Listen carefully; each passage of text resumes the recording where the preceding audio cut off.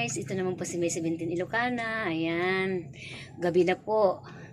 Isasarado ko na yung tindahan pero naisipan ko pong mag-video para mag-update po. Kasi sana suportahan po ninyo ang aking YouTube channel. Paki-like and share po. At ganun po ang ating pinuno sa Team Rowel Lipat na si Sir Rowel Lipat. Paki-support po natin para marami pa po siyang matulungan. Maraming salamat po. So, ayan guys, ito po yung update ko dito sa aking tindahan. Gabi na po. Ayan guys po, update lang natin. Yan. Dahil busy po ako sa aking ama, hindi pa ako nakapag-supermarket guys. Pero marami pa manong, may laman pa po. Ayan. Diyan. Ayan po guys. Patalikod na lang po tayo kasi sinarado ko na. Ganyan ko sinasarado sa gilid kasi may parang giwang doon. Ayan. May mga ano pa naman, bechin saka mga ano yan, ito po yung gravy, bear brand, kape, saka may Milo. Ayan yung mga salad spread, yan, juice, Mang Tomas, saka yung ketchup na malilit, saka oyster sauce po dyan. Ayan. Ito po yung mga ano dyan guys. Yan. Ayan po yung mga biskwit ko na lang natira. Ayan. Dahil po yung tatay ko sumakit na naman po yung ano niya. Tagiliran. So, ako na naman po ay nasa tabi po niya. Pero ngayon po okay na naman po siya. Kaya, nakapag-video ako. Kasi lagi ko siyang sinisilip. Ayan guys. So, ayan. Mayroon pong noodles na chicken flavor. May 4 po dyan, asukal, mayroon pa po. Pero ito po, yan na lang po yung natira. Ito pong mga noodles na beef, ayan po. Medyo marami-rami pa rin. Pero yung pansit canton na yan na lang po ang naiwan. Pero pupunta pag pag may time ako guys. Kasi sa kabilang bayan po nabibili yung mga ganyan na homey. Ganyan. Itong mga homey doon po sa kabilang bayan. Dito sa amin ay pag bumili ka na po ay mahal po doon sa palengke. Pero pag mga Lucky Me, mayroon po. So ayan guys. Ito po yun. Ayan. Ayan po guys. Iba-iba kasing klase guys. Ito ay sa Mega Sardines din itong brand na yan. Tag 225 po yan. Itong Mami Tuna Caldereta pero Mega Sardines din po yan. Ayan po. Ayan. May caldereta, may apritada, may tuna hot and spicy, may tuna flakes. Ayan. Ayan po. May caldereta pa pala. Ayan. So, yan po yung mga, konti na lang po yung, fabric conditioner ko, saka yung mga dishwashing soap ko. Ayan, nandun pa yung napkin. Ayan. Ito po yung sabon, saka Clorox na lang. Ayan, ito po yung mga conditioner. Ayan. Ayan, guys. Ayan po yung mga Downy. Downy. 3 klaseng Downy. May blue, may red, may purple, saka yung 2 klase rin na ibang fabric conditioner, Swear. Ayan yung sabon ko, may Tide, may Ariel. At ito po yung soya sauce ko. At saka sweet and spicy sauce. Yan po naman yung mga suka. Tomato sauce yan. Yung asin, isa na lang po yung yung sutanghon, may mga asin, may sea salt, may iodized salt. Ayan, may star margarine dito. May salt pa doon sa likod, guys.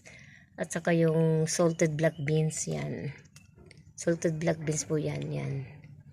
At dito naman ay mga oregano yan, guys. Oregano, ayan. Paminta. Ito yung mga patis. Mga stir fry. Ayan. So, ito yung mga toothpaste. na Colgate at saka yung isang klase nila. Ayun po yung sabon na Safeguard, dinalagay ko yun kasi nahuhulog na yon. Ayan. Ayan po yung likas papaya. Ito pong Safeguard, dalawang klase po yan. At ito po yung deodorant na lang na natira. Ayan. Meron pa namang mga shampoo dyan guys. Yan. Ilang araw na pong iniinda ni tatay yung sakit. Tapos masakit na naman daw yung parang sa yung rusok. Parang bang yung niya, sikmura niya. So hindi ko maiwan-iwan. Ang pong mga bote guys. Bote yan ng mantika. Malinis po yung mayan. Saka may mga posporo po. Ayun yung isang posporo. Saka yun. Ayan. Ito po yung mga magic sarap. Ito kasi isang cellphone ko ay nakahawak ng mahina kasi yung ilaw ko dito. Ayan. Yung mga bitchy magic sarap. May all around seasoning. Saka yung Nor cubes. Saka yung sinigang. Ayan. So ayan guys po. Yung paninda ko. Ayan. Yan, binabalik ko na po ito. Kasi ito, nilalagay ko po sa Tupperware kasi madaling, ito, langgamin guys. So, binabalik ko na sa pwesto. Nagdinis po ako kanina dito. Kasi ang tatay ko, lagi akong tinatawag kung ano yung gamot na niya. Naawa rin ako sa kanya guys. Sa kanya. Ayan. Sarado ko na kasi lalanggamin guys. So, ayan guys. Yan po yung update ko sa aking tindahan. Ayan. Sarado na kasi. So, hanggang dito na lang ulit guys. Till sa susunod. Sabi ko nga sa yung tatay ko, naaawa na ako. Mag-88 na sa December kasi. So, lumalabas na yung mga sakit niya, talaga hindi maalis. Sabi ko, paano ko siya iiwan? Mahihirapan ako mahirapan po sila pag wala po ako. So, ayan po guys, yun po ang update ko sa aking tindahan. Kasi wala po talaga akong time. Yung tatay ko kasi lagi akong tinatawag na yung masakit yung ganito, masakit yung ganito, lagi akong nasa tabi niya. Kahapon na naman, nung kahapon, masakit daw yung niya, yung parang, yun dito sa niya. Sa taas ng tiyan niya kung anong tawag dito sa amin kasi rusok. Yun, masakit din daw siya nakatulog. Tapos, naman yung dito sa niya, yung parang pigi niya hanggang pababa, hindi niya maigalaw. At, kailangan po ulit ng gamot. So, ako po kasi ang nakakaalam sa mga gamot ng tatay ko. Ayan, so naubusan na siya ng pain reliever kaya bumili po kami. Sabi ko, wag ka nang pumunta, ako na lang. Sabi ko, magbibisikleta na lang po ako. Yun lang po kasi ang maitutulong ko sa aking ama. At sana gabayin siya ng Panginoon at pa siya, mahintay pa niya yung mga kapatid ko na magbabakasyon.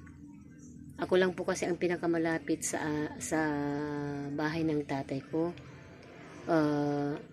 Ang mga kapatid ko, mayroon ding isang malapit, pero ako ang pinakamalapit pa rin din. Pero mahirap pong mag-cross sa street kasi nga naging highway na. At yung kapatid kong panganay ay may apo rin siyang inaalagaan na mag 2 years, mag 3 years old yata. Yun. Or mag 2 years old yun. Kaya minsan tinatawag ako ng ate ko na samahan ko siya sa may bibilhin siya. Ako ang tagahawak ng bata, siya ang tagabili lang. Pero ako sa sarili ko, hindi ako. Kasi pag pupunta po kami ng hindi kami pwedeng may dalang bata. So ako naman ang nahihirapan sa sitwasyon ko. Siyempre may mga apo rin akong na magluluto ako, maglalaba, Tapos tatakbo ulit, tatayo ulit ako kasi tatawagin ako ng tatay ko. So pasensya lang guys dahil talagang busy po ako. Yan lang po ang update ko. Thank you!